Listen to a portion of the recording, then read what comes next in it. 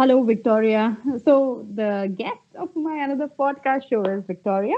Yes. Victoria is from Argentina. She did her basic study in Argentina and then she moved to Canada to do her master's. And she's presently a master's student there.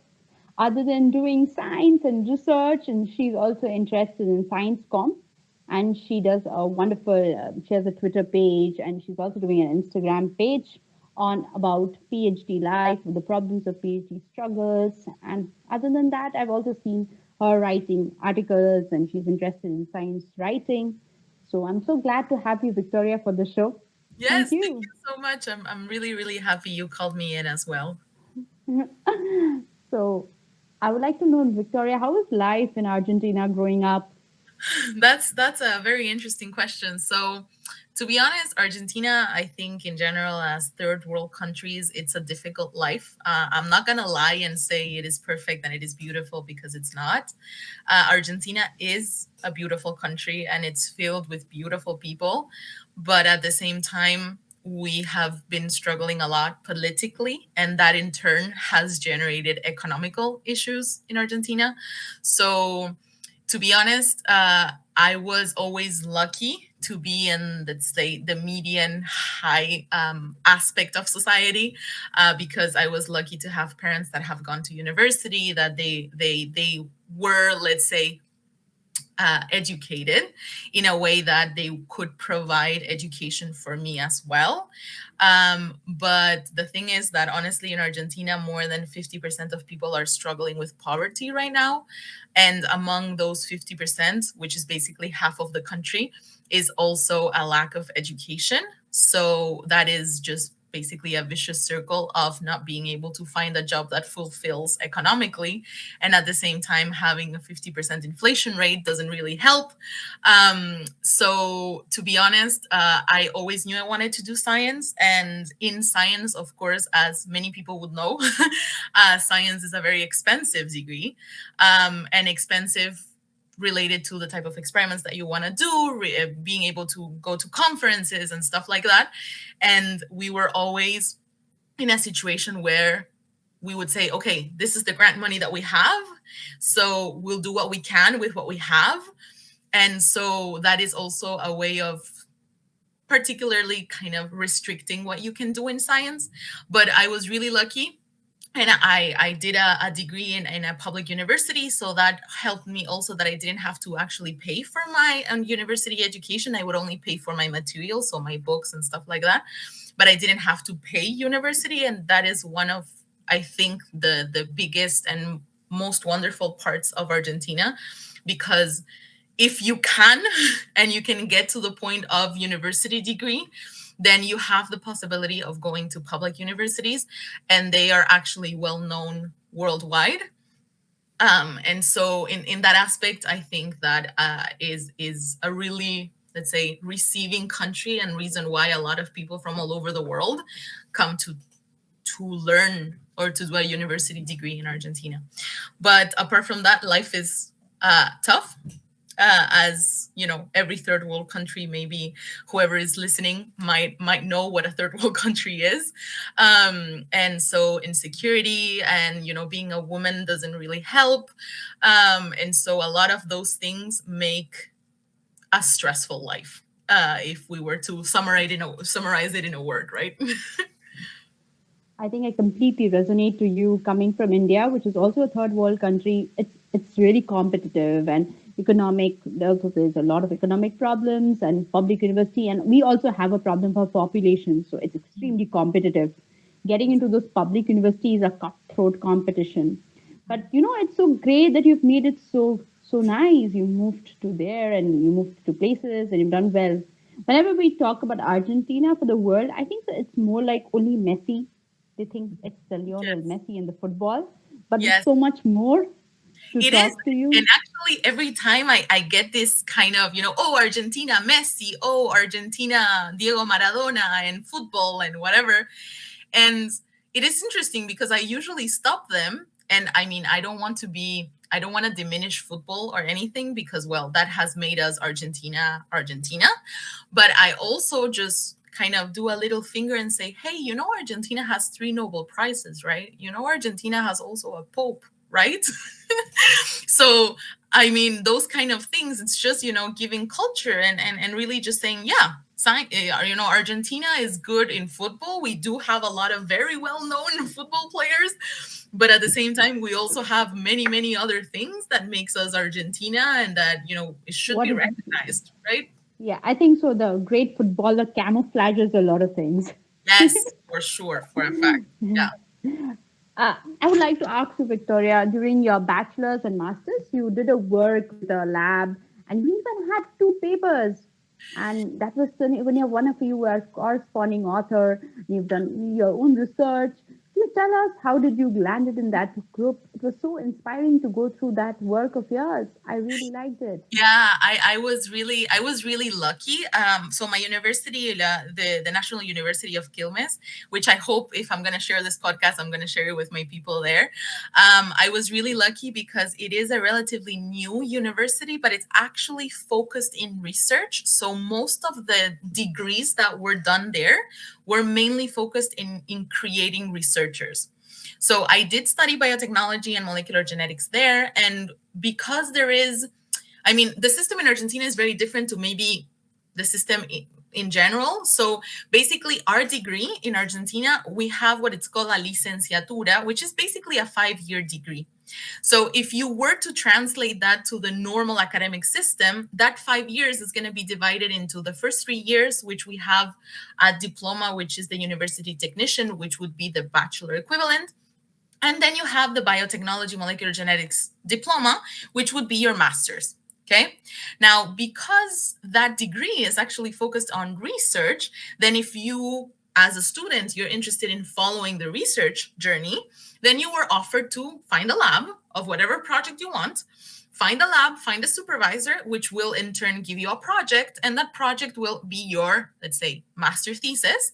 And if you can get papers out of it, then awesome. And if not, it's still your project and it's still your thesis. And you would apply for stipends to get your salary, basically. So I was really lucky that very, very soon in my degree, I had my first microbiology class. And I really, really got along with the teacher and I really, really loved her. And because I am super organized and I already wanted to start research and doing stuff, I just asked her, hey, if you have time, if you have space, if you need someone to, I don't know, wash test tubes, I'll do it. Just give me something to be able to put us, a little foot inside of a lab. And if that helps me, do a thesis or whatever, then awesome. If not, it is still experience and it's still knowledge. And so I did start with her doing a simple internship. And one thing led to another. Then I applied to the scholarship and I ended up staying with them. And my project was really interesting because in Argentina, I don't know if you know, but Argentina is also a very important source internationally of wine production. So it is known, if you go to any alcohol store, you're going to find wines from Argentina. And so one of the biggest aspects of my thesis was actually finding ways of producing the bacteria that is used for wine production in a way that we could produce a large biomass using media that is not commercial. Because of course, commercial media, as all scientists know here, is expensive. And so if we were to be able to produce large amount of biomass of bacteria in something that is actually a food waste, then we would be repurposing that food waste that is basically just thrown away to be able to produce something that grows and then that you're able to put that bacteria into the wine. So basically what I studied was, as you can see on the titles of the papers, the 2 papers that I published, we used whey permeate and apple pomace as food waste. So basically whey permeate comes from the milk and cheese industry. So anything that is not milk or cheese is thrown away. So, which is basically a huge source of proteins and a huge source of sugars that is not used for anything because you cannot generate cheese or you cannot generate milk out of it. And so what I did was try to optimize this whey permeate, adding certain sources of nitrogen and certain sources of salts to be able to grow lactobacillus, so the bacteria, to the level of commercial medium. Now, what was interesting is that not only did I manage to make it grow to the commercial media, but I actually managed to make it grow more in less time with less things. And so that is interesting, because if you were to put this in a scale and actually be able to mass produce with this optimized medium, then you're going to be reducing the cost over 90% of wine production. And at the same time, you're reutilizing things that would just be thrown away, you know? And the same concept is for apple pomace. So apple pomace comes from the cider industry and juice industry. And the idea is that, as you all know, juices, basically, you just crush the fruits and you get the juice out of it. And some of the pulp, you use it for something else. But then you have a lot of, the little seeds in the middle of the fruit, and then the peel and the skin of the apple that you don't really use. But they are an extremely high source of sugars and fibers and a lot of salts. So I did exactly the same process as before, showing that indeed I can make the bacteria grow at exactly the same and even more commercial rate. And that was the second paper that was published last year. Actually, we weren't going to publish it, but because, well, I haven't been in the lab for 3 years now, but we were asked from the journal to publish in a special issue. And, well, we were like, yeah, of course. Especially if you're offering us to, be part of a special issue. So that is why we ended up publishing that part of the thesis. I mean, your work had proper impact. It's like something which is real direct impact. And I really liked reading those work. It was like something that has needed translational science that can help in the industry. And it can really affect in the winemaking industry a lot if that they work on it. Yes. And so Victoria, after your master's thesis, you moved to Canada. I would like to know, why not US? Why Canada? And that's an excellent question. Yeah. So honestly, I love talking a lot, as you can see. And honestly, I really got along with all of the teachers that I had. And it just turns out, when we say the universe, planets aligned, let's just call it whatever you want. I was in contact with this teacher, Eugenia, and I had her in 2 different courses, and we really got along. We would talk and stuff like that. And it was interesting because the first time I met her, she was preparing for an internship in a lab in the US. She was already doing her PhD, and she was going to do a 6-month internship in the US. And so when she came back, I had her for another course. And so, of course, I asked her, how was it? Tell me about it and stuff like that. And she was working in neurobiology. And so I was like, you know what? I know I still need, I think I was like halfway through the degree or halfway through the diploma. I'm like, I know this is too soon, but I do want to do a PhD in neuro or something related to neurobiology and neuroscience. So, if you have any information, then just please advise information, anything. I'm here to receive whatever information you want to give me. She's like, come back to me when you are like a year and a half of finishing. I'm like, okay, sure. Since I was already working in the microbiology lab, I would cross her, we would say hi, we would talk and everything. Now, it turns out a year and a half before I finished, hey, Euge, I just need to finish this subject. Would you mind putting me in contact with the lab that you were doing your internship with? And so she put me in contact, and long story short, that's how I ended up in Canada, because the internship that she was doing in the US, my director, my boss, Claire, she had her lab in the US, but then she decided to come to Montreal because her family is here in Montreal. And so she basically transferred her lab from the US to Montreal. And in the aligning of planets, I had come to Canada in 2016, just to, I have family in Toronto. So I just came as holiday and just looking around for universities. And I kind of hopped to Montreal, and I hopped to Quebec, and hopped a couple of days to Ottawa and stuff like that, just to travel around. And I fell in love with Montreal. And so the fact that the lab was now in Montreal, I was like, yes, please. And so I ended up talking with Claire, and here I am. You were just meant to be in that lab. It was just Exactly. I feel like so. destiny. Yeah. Some things are serendipitous. You just can't control them. Things happen. And your story is another one which I hear it. So Yes. that after that you moved from Argentina to Montreal for Yes. your yes. So tell me Yes. how different was Argentina and how did you feel Canada? I think so Canada is too cold. How did you Well, feel? honestly, I love cold, so I can't complain. I love the cold, so honestly, weather is really not a problem for me.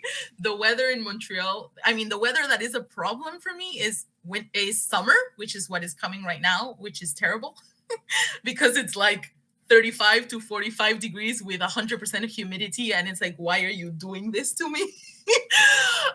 So for me, that's the worst part. But apart from that, honestly, so first of all, of course, Argentina, we speak Spanish. So I was already bilingual, English, Spanish, but I ended up in the only province of the whole Canada that speaks in French as a first language.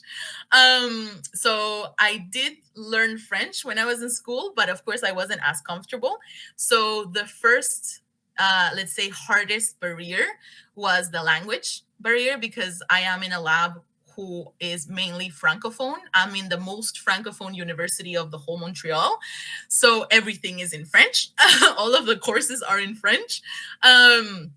And so that first part, the struggle of socializing and stuff like that, which although I had friends from the beginning because I also had come before to do a mini internship of 1 month just to confirm that Claire was okay with me and I was okay with the lab and the environment and everything. So I did know a couple of people before, but the struggle of the barrier, of socializing, and that was a big aspect to me feeling, let's say, welcomed. And at the same time, the self perfectionism, let's say, of trying to really talk in French with a good accent at the beginning, and you're like, no, that's not gonna happen. I mean, you're not gonna speak French as a native French person in the first year. So a lot of those things were the ones that maybe took a while to do a click. And at the same time, culturally, in Argentina, we are very outgoing, we are open, we also touch a lot, we hug a lot. And so passing from basically saying hi with a kiss even to your boss, to people singing happy birthday and not even hugging you, and I'm like, why are you like, this is not normal. Guys, this is not normal. I mean, it's not normal singing happy birthday and not even a tap on your shoulder, you understand? So those kind of things for me culturally were like a thing to process. Luckily, I dance Cuban salsa and stuff like that. So I was like, okay, I cannot stay doing nothing. So I started looking for places to dance. And that is how basically I started forming the little Latino group, to be able to at least feel a little bit of home and a little bit of language home and cultural home, to be able to kind of start putting roots, let's say. It's the same story with me when I came to France. And the French language is tough, so you have to get the correct pronunciation. And French is also very beautiful and sophisticated. I mean, there's no way you can say, "Oh no, shit." There's like they're so clean and tidy, so you have to be that. And the second thing with the French, I think, is they don't pronounce the whole word. Like Mhm, in Spanish, you say it whole. It's hola, hola. You say it, and it is Marci, and you say mercy. mhm. So, the whole, I don't, they eat half of the words. So Yes. French is difficult. So I understand that whole of adjusting can be a little difficult. But since you are so outgoing and you can talk, I think so that really helped you. What about this 1 month mini? I think everybody who comes from a different continent to do a PhD, I think so they should do this work. And I really would encourage everybody to do that. This 1 month, which you were talking about, your internship, to feel that, okay, I am in the right fit or not. Because either Mhm. you come here and you land up and you see that the flag is a big red flag, that is a bad thing. The bad for the person and bad for you also. So it's better to do that 1 month internship or bridging to see, do I fit the lab? Are we in the same page? So how did you do this? How did you convince your boss to do that 1 month internship? I mean, wow. Yeah, and actually I was really lucky because it didn't even come from me. It actually came from her, saying, "Hey, you know what? I am really interested in your profile. I really think you would fit in the lab and I really would like to have you as a student. But at the same time, I also need you to feel okay and I also need you to feel that you belong in the lab, that you belong in the city, that you belong in the country." So of course there was a money issue in the middle because of course Argentina, our money conversion back then was terrible. Now it's worse, but back then it was already terrible. So for me it was already tough to have the whole process of I have to pay my plane ticket, I have to plan my stay, I have to plan my money, I have to plan my food, I have to plan everything in a way that is accessible economically for me to be able to do that because it wasn't a paid internship. I mean, I was just going voluntarily to for a month and a half, just to see how things are. So it came from her. She helped a lot on the process, and she helped a lot with money as well. So honestly, I really believe PIs should do that more often, either even suggesting that to the student or even able to actually help out, because that would give the PI an idea if this student is actually available to do, or available mentally and professionally to do whatever they want them to do, whatever graduate studies they have to do. And at the same time, the student has the possibility to see the real interactions of the PI within the lab, with himself or herself, in a way that you can manage to make a real decision saying, okay, yeah, I want to come or I don't want to come. That's so, so true. I have seen so many people, they come and they start the PhD, and after 2 months or 3 months, they find that this is just not the fit. And then they are into pieces, they don't know what to do. So that small internship or the small 6 months or even 2 weeks is good enough to understand. But again, I would understand that if you're coming from a third world country, we have to take care of our utilities, our plane charge. So that is too expensive for us to do that. And it's difficult. But it is good that I'm really happy to hear that your PI has helped you financially a lot. Yeah, yeah, she has, and honestly, she's an awesome PI. I can't say anything against her because she is an awesome PI. Yeah. Victoria, other thing is, I'm very happy to hear that despite you coming to a new country, having lab work, you decided to have this hobby of dance and you continued this. Do you think that really helped you mentally, or it gave you a social life, it helped you to relax? And how important it is to have a work life balance, have a hobby during these kind of strenuous academic life? Can you just tell us how you landed into this hobby and everything? Yeah, so I think that if a lot of listeners here are in science, they're gonna say work life balance doesn't exist, and to be honest, I know it's true. I know that academia doesn't have a very accessible, let's say, work life balance, but I think that part of the process, or part of what we learn as graduate students, independently if it's master or PhD, as graduate students, is we're not only learning to do experiments and how to process science and how to understand science and stuff like that. We're not only learning that, we're learning a lot of ourselves throughout that process.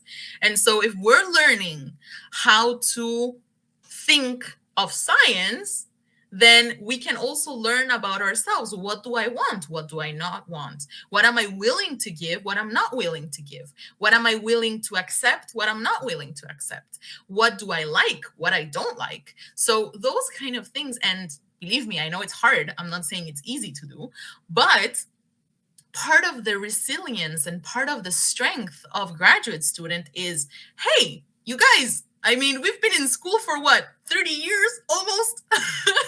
So it is important to know that we're still adults. I mean, we're adults making decisions for our experiments. We're adults making decisions of, oh, I want to write this paper. We're adults making decisions of, I want to have a life outside of the lab.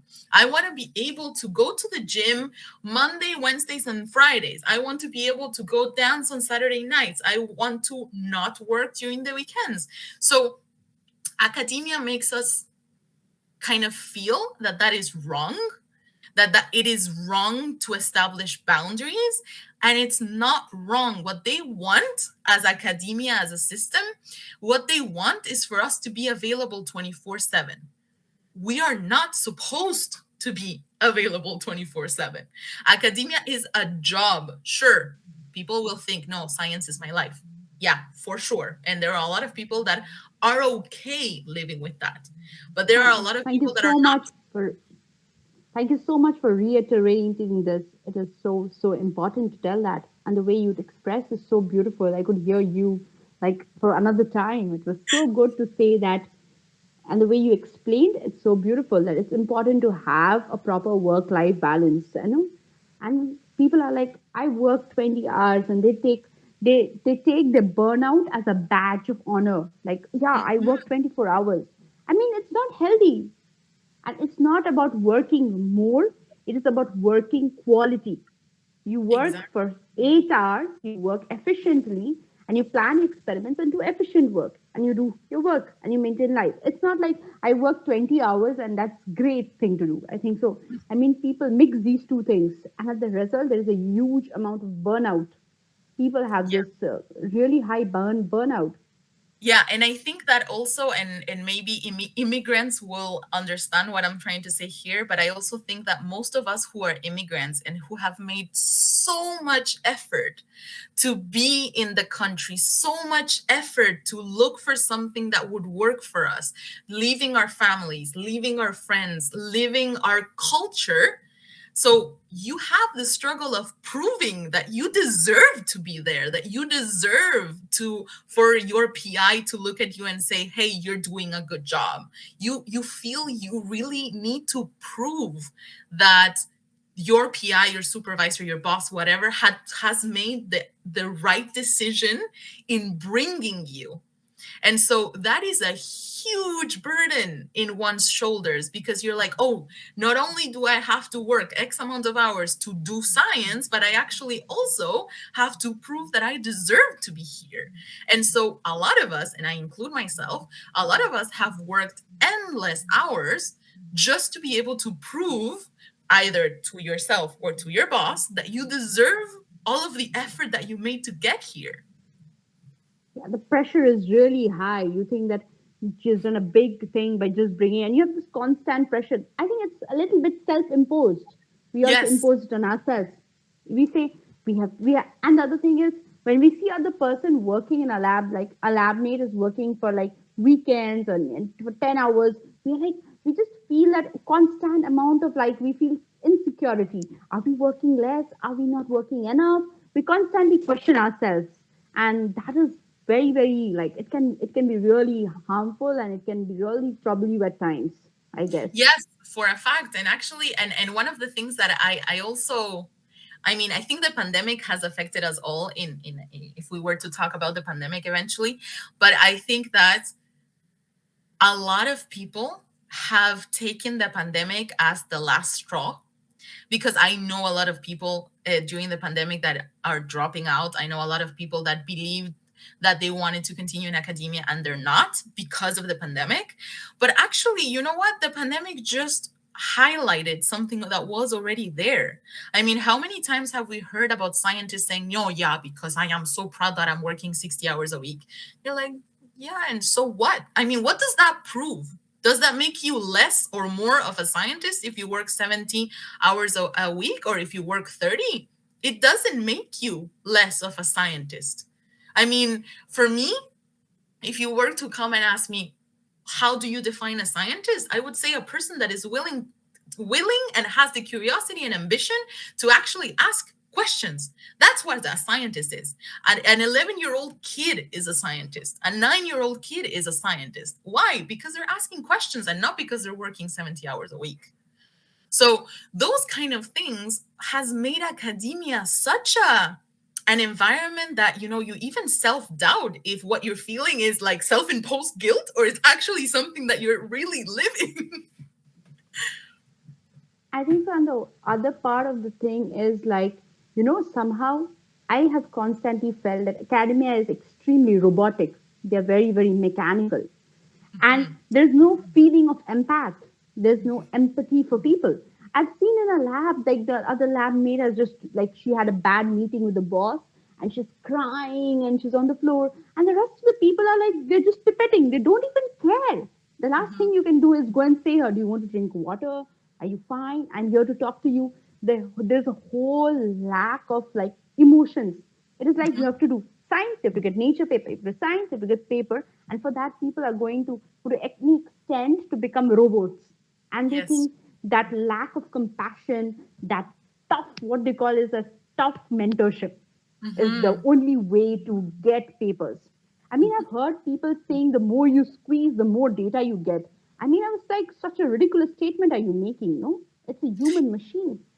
Yeah, but the problem is It's that a at the human same being. time, yeah, but the thing is that it is such a generational thing that it comes through so many generations that the current PIs were like, well, if I suffer, then I'm gonna make you suffer. And so like that applies to following generations. And so it is a non-stop of a generational trigger that most of the generations now, so what would be our generation of scientists, they're actually just looking up and saying, hey, but why am I supposed to accept all this? I mean, because before, what would be the generation of PIs now, they're like, well, this is science. You just have to accept it if you want to be a scientist. And so nowadays, our generation, especially with the pandemic, they're like, and why though? I mean, why do I have to accept this? I mean, you're mistreating me, you're disrespecting me, you're not even paying me enough, and you're expecting me to work 70 hours a week. I mean, why?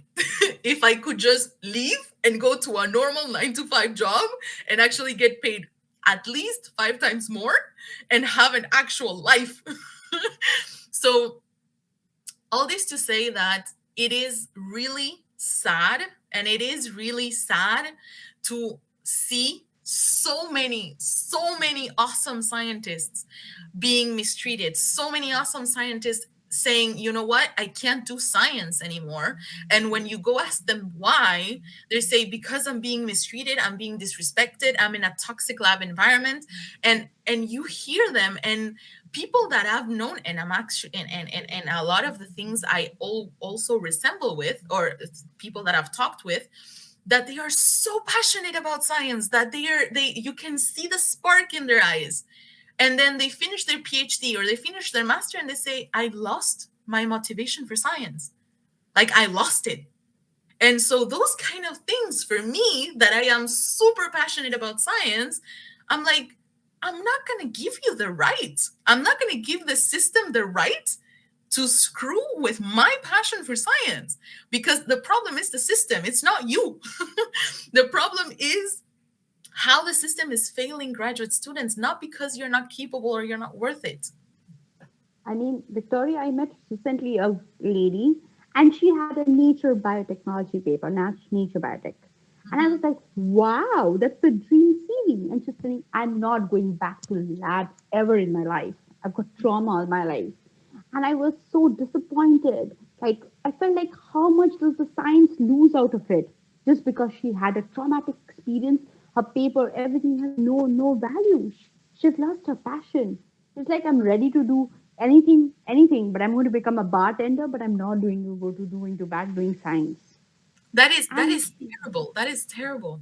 Because I know, I mean, it is so important. And I think the pandemic has proved how important science is in general, and how important it is for us to be able to communicate that.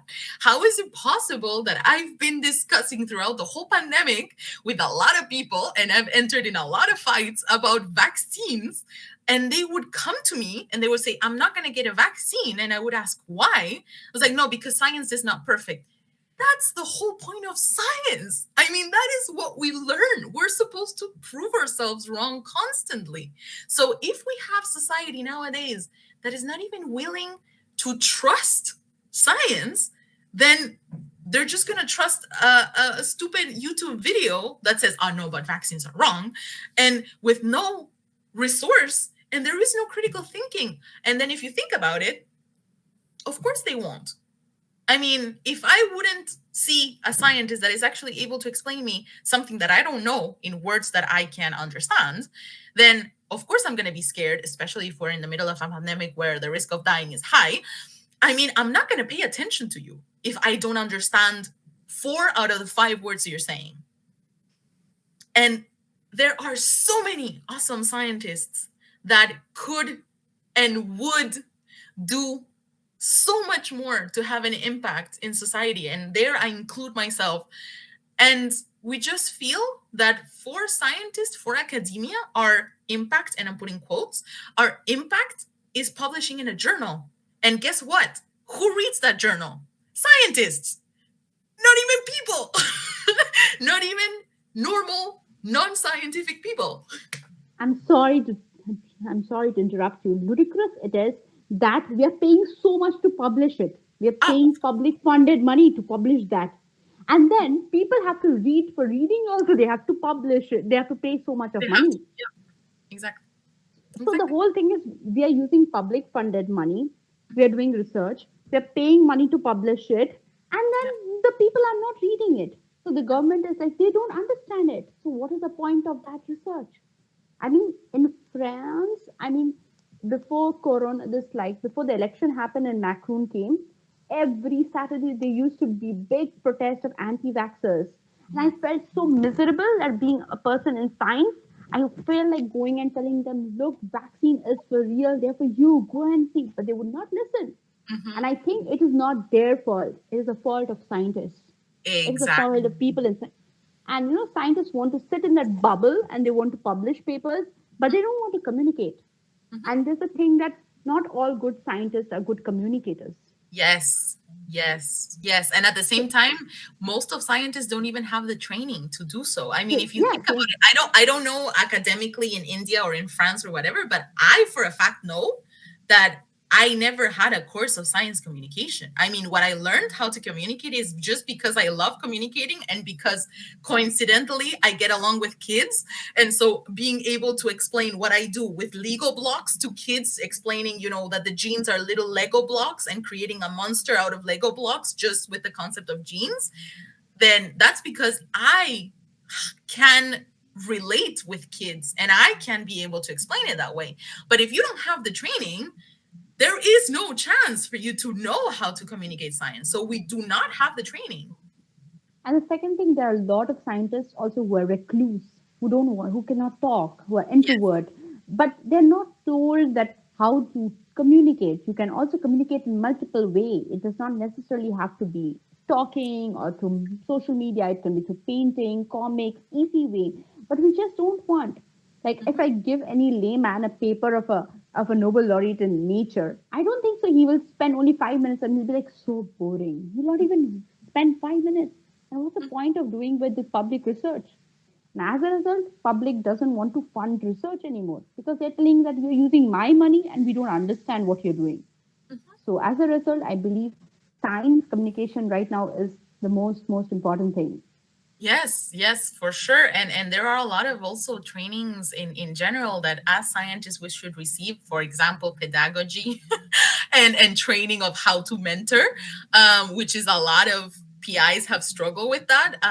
And those kind of things, psychology, project management, if you think about it, Yeah, because there are a lot of trainings like that that we should I learn. think so. Like when you're doing a PhD and a postdoc, you don't have any training on how to do financial budgeting, how much to Exactly. invest, how much to buy, how to do Mm, administrative work, what to hire, how to look in mentorship. You are in the postdoc doing the same pipette, or you're doing the same microscopy, or the same set of experiments. These all round development of a scientist or a student is so important. I think so. The yeah. training should be more wholesome.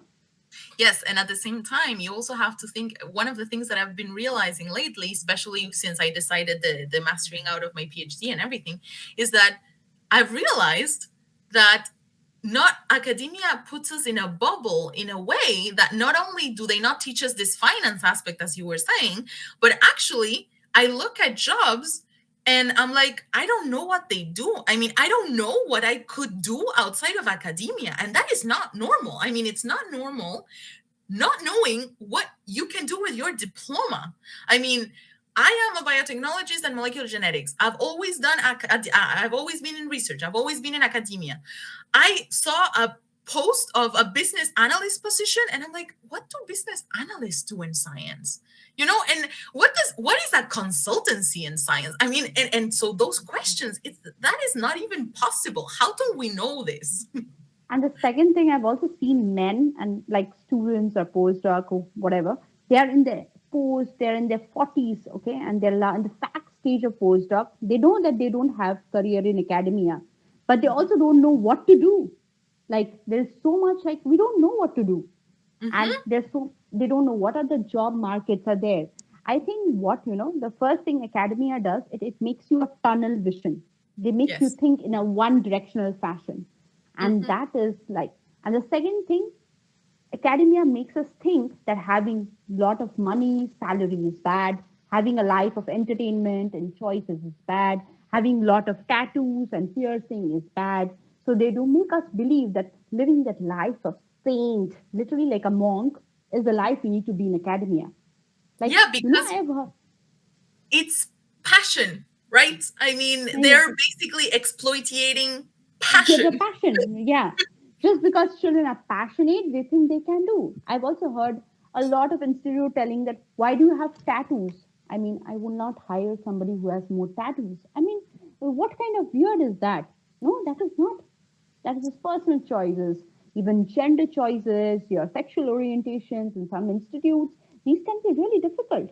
They make want us to believe that if you want to do science, you have to live a life like a monk. Yeah. You have And to at the only same work time, when. there is no, I mean, lately there is no representation in science as well. I mean, how Yeah, many Black people do you see in science? How many yeah. Black women do you see in science? How many I women do. do you see in science? I have not seen. Trust me, here in Europe, I don't see black men in research institutes, which is ridiculous. That's so Which, bad. but it is extremely bad. But then again, if they don't see role models, then they won't go into Go science. into exactly, and they don't feel probably welcomed.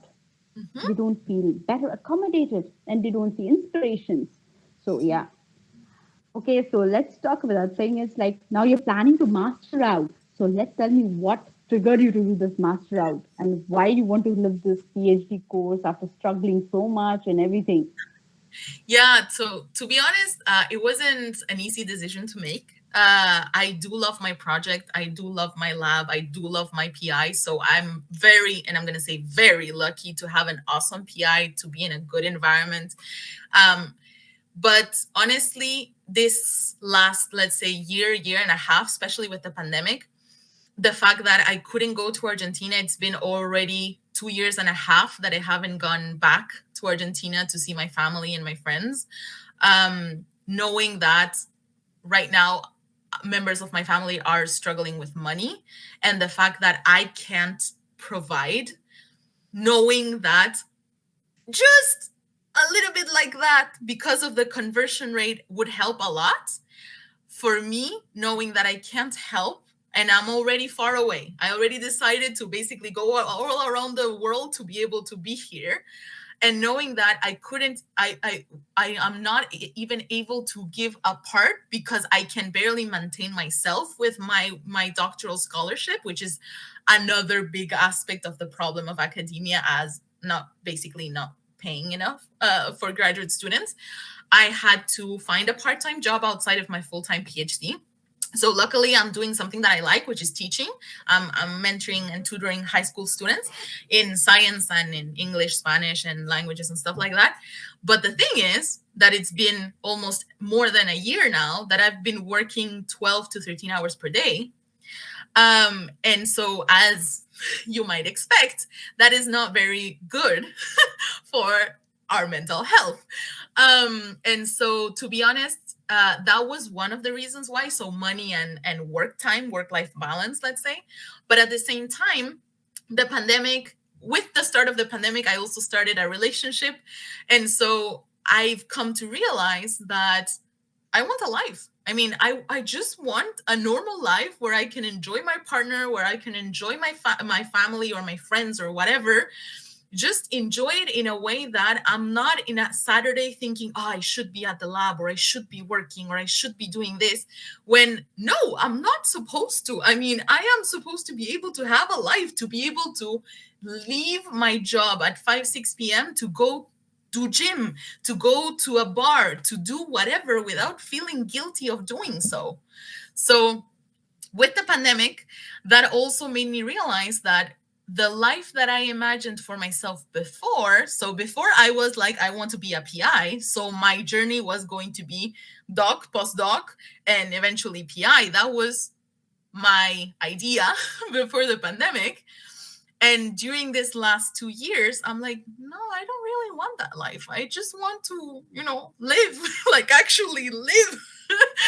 And so realizing that I didn't want to be a PI, then the PhD option was having less and less importance. And when I started realizing that I have a lot of people in Montreal and in Canada that had to hide the fact that they were PhDs, because if not, they wouldn't get a job because they would be overqualified, then I'm like, so I'm gonna kill myself for like 5 years and then I'm gonna have to hide the fact that I'm a PhD. I mean, no, that's not even worth the effort. Like, it's really not worth the effort. And so the mixture of things between mental health, emotional states, and the fact that I do not want to continue in the academia system just made me make the decision of, okay, I'm done. And at the same time, I also need an immigration status. So I really need a stability related to immigration. And so just thinking that if I were to finish my PhD, I would finish it at like around December 2024. And by law, I should work 1 year, like work, because PhD is not considered a job. So something that is taxable for the government. So I would have to work 1 more year and I would be able to apply for the residency in 2026. And thinking that if I master out, which is what I'm going to do, I'm going to give my thesis in August, at the end of August, just with my birthday, at the end of August. And I'm going to apply for the work permit in October. And I can apply for the residency in 2023. So those kind of things are like, yeah, but you know what? I have more chances of having a job, having a master, rather than suffering for 3 more years and not even being able to find a job. Are you sad? Are you sad about the decision of mastering out, or do you have any dilemma? Are you self doubt, or you're like, are the decision is final? Honestly, it wasn't easy. It wasn't easy. I did cry a lot. But at the same time, I realized that so there are two main things of why let's say one feels sad about the transition. First of all is because of that fear of disappointment, because not only for yourself but towards all of the effort that you made to come here basically. And at the same time, we still have that, let's say, feeling that comes with academia that we are only worth the diploma that we have. And so you're not a scientist if you're not a PhD. You're not a scientist if you do this. You're not a scientist if you do that. And so for us, defining ourselves, and it's not actually something because we learned it that way, but because we were taught that you are a PhD, so you're a scientist. You publish a paper, so you're a scientist. You have a citation, so you're a scientist. And we are so kind of grabbing that so hard that, your dream is, I'm going to be a PhD. And because that PhD is going to define my status as a scientist. And then you're like, well, you know what? No. I mean, it is a hard pill to swallow, though. But no, a PhD does not define if you're a scientist. The amount of papers that you publish does not define if you're a scientist. I know that I am a hell of a scientist, not even having a PhD. But why? Because I know the kind of science that I do and the kind of science that I want to do. And it is not promoting an elitist, inaccessible science. What I want to do is a science that allows me to have accessibility, to have impact, to have inclusivity in science. That is what I want. And I know that that is not going to be offered by Nature Journal, because Nature Journal, basically, who reads it? Who reads that journal? So it was a sad decision, but at the same time, trusting my gut and trusting my hunch that when I knew that mastering out was a possibility and it wasn't a far along possibility and that I could be done by August this year, the amount of relief was like, okay, if my body is reacting like this, then I'm just going to follow my body, and because this is clearly the decision. And I was really lucky, and I have to say I was really, really lucky that I have a lab and I have especially a PI that supports my decision and that she has helped me throughout the process. She's still helping me throughout the administrative process and everything. I do know that a lot of people do not have that luck. So I am extremely thankful for having this kind of people and to make this transition easier, because indeed I know a lot of people don't really have that luck. And the second thing is we attach our self-esteem to our achievements. I remember going to therapy and my therapist telling, Shashwati, you are just not what your degree is. You're so much more than your degree is. Exactly. And I was like crying, I don't have papers and all. Says that does not, you're so much more than that, because we're trained to function and think in that way. And that requires a lot of unlearning and relearning and unwiring of everything. I'm so Yes. grateful that you did that, and I'm so happy for you. So what are your future? What are you thinking for next? That's a very good question. I don't have a definite answer right now. I do know for now that there are a couple of projects that are coming up that I'm not going to spoil, but they are related to inclusivity and accessibility to science. If we get to that point and we finish, then of course you're going to be the one to know, and I'm going to send you data. But honestly, I think that right now, if I can continue teaching and if I can continue just maybe for one semester or for half a year, just really breathe, like mentally breathe and be able to get a salary that will allow me to just not struggle to pay my rent every month and to be able to just breathe for a bit. I think for now, that is the plan for me to be able to get to the point of having my work permit working in a way that is going to allow me to apply for the residency eventually. So that is the plan. Now, I do really want to do science communication. And so I am trying to continue growing my profile. So I'm growing the Healthy Science Life in Instagram and in Twitter. I am also going to try to actually transfer all of the mini blog posts that one does in Instagram to actual current blog posts in my website, which is something that I'm finishing to design. So I think there is a little bit of everything. I like multitasking and I am multi-passionate. So I love doing this kind of all different projects. I'll ask you one thing. I'm Yeah. sorry. Tell us a bit about the Healthy Science Life. How did you start, and how did it started, and how it was? Yeah. A So little Healthy bit. Science, yeah, it is an interesting project. So Healthy Science Life started, yeah, it's going to be, it is already 1 year ago. In the middle of the pandemic, I was desperately looking to soothe my emotional struggle, basically. And I love writing. I always loved writing. And I just write when I'm feeling good, I'm feeling bad, and whatever. So I just wrote a mini article and I published it in Medium, but because I was like, I just want people to read it. I don't need comments or anything. And a couple of people were like, this is so honest. This is so raw. And you're putting a lot of words that maybe all of us think, but we don't know how to communicate. We don't know how to say them. And at the same time, mental health is such a taboo for science. So I was like, that is interesting. Okay, let's just try. Right. And so I created the Instagram. And I started having people like, thank you for putting this into words, or thank you for talking about this because I'm struggling with this and I'm struggling with that. And a lot of hesitation of people that are in science because, first generation of students and they don't know what to do. And there are a lot of emotional aspects to science that no one talks about.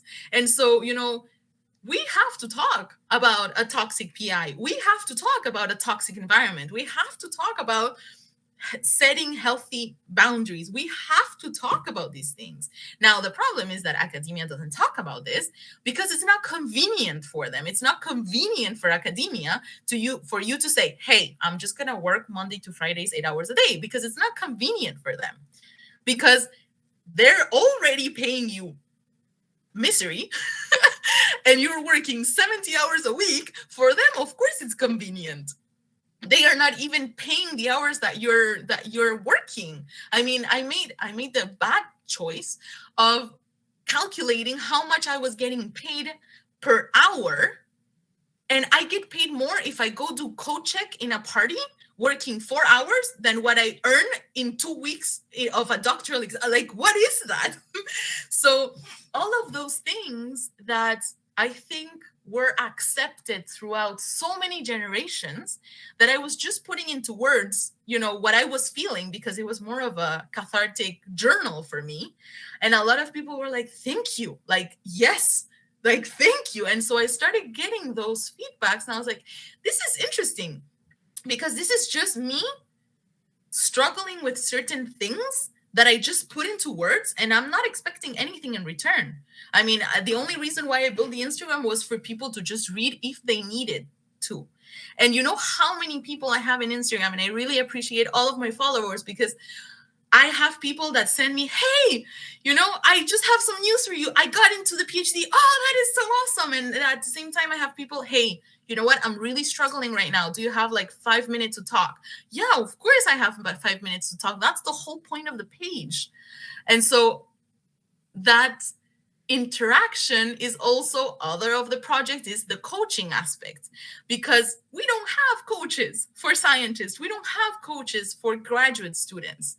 Of course, graduate students cannot really pay for a coach, but still. And so if we can't, because it is true, we don't have access to psychological help. We just don't.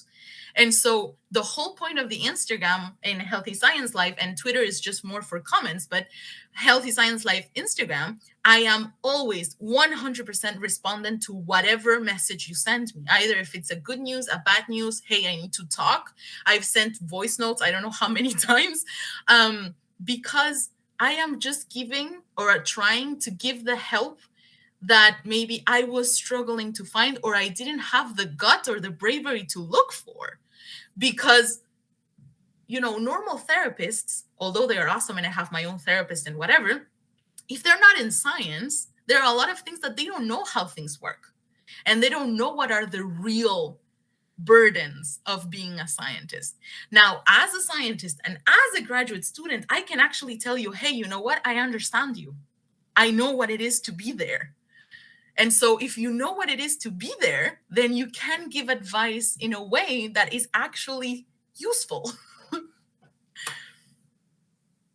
Victoria, what is the kind of advice would like to people who are like in a bad lab, or they're moving out, they want to quit their PhD? What do you want to give them? What do you think? What is the kind of process they should go through, and what they should look out for? What do you like? What kind of advice would you like to give them? Yeah, so that is difficult. So toxic, if you tell me toxic, I'm now toxic, leave. That is the only advice that I can tell you. Like, if it's toxic, you leave. But the reason why I'm being so, let's say, decisive with that is because that toxic environment is never going to change. You are not going to change that environment. And we know that, we always believe we're superheroes and that we're going to change people, and that's not going to happen.